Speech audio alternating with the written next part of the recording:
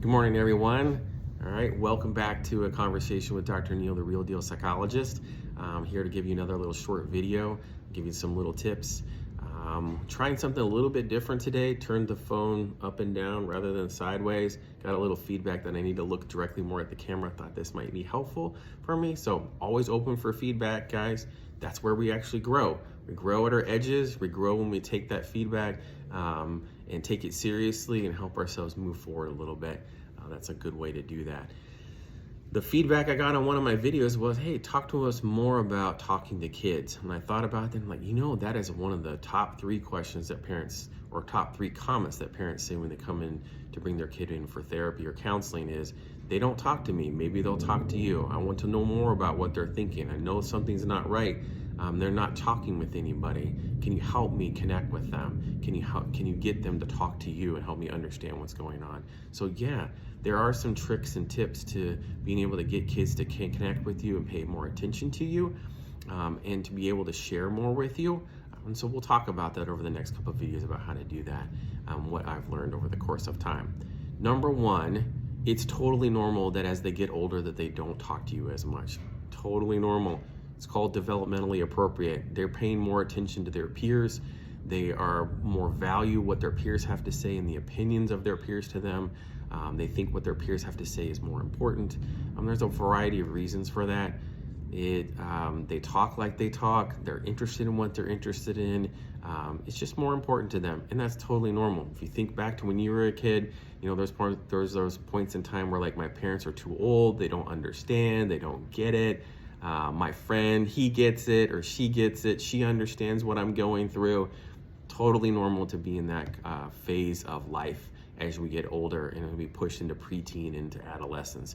So if they talk to you less and talk more to their friends, don't take it super personal. That's totally normal for kids to do that. But you can do some things to try to keep that connection.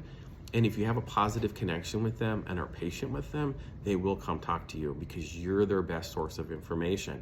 And they do know you care about them, and they will come back to you for those really important things in their life. So maintaining that positive connection, maintaining that open atmosphere can really help bring them back when it really matters the most. All right, and so that's what we're gonna work on. That's what we should work on is, how do I maintain a positive and open atmosphere so my kid can come share with me? All right, so little trick, number 1, take serious the things that they're interested in. You don't have to pay attention to it all the time. You don't have to have an exhaustive knowledge of JoJo Siwa or Pokemon or whatever it is they're super interested in at this point in time. But taking it seriously, listening to what they have to say, dialoguing with them about it, maybe learning a little bit about yourself, watching an episode, reading about it on the internet, gaining some basic knowledge, gives you some connection with them. Isn't that how we make friends? We make friends by sharing common interests, about talking the things that we're interested in that are important to us. That's what you can do with your kids, is you can take some time, take seriously the things they're watching. They're watching the show Gravity Falls on Netflix or on Disney Plus. They're really into Star Wars, whatever. They're really into the one specific sports team. Those things are important to them. So pay attention to it, watch it, understand it. You might find out, learn a little bit about what's going on, and then it gives you a point of connection with them.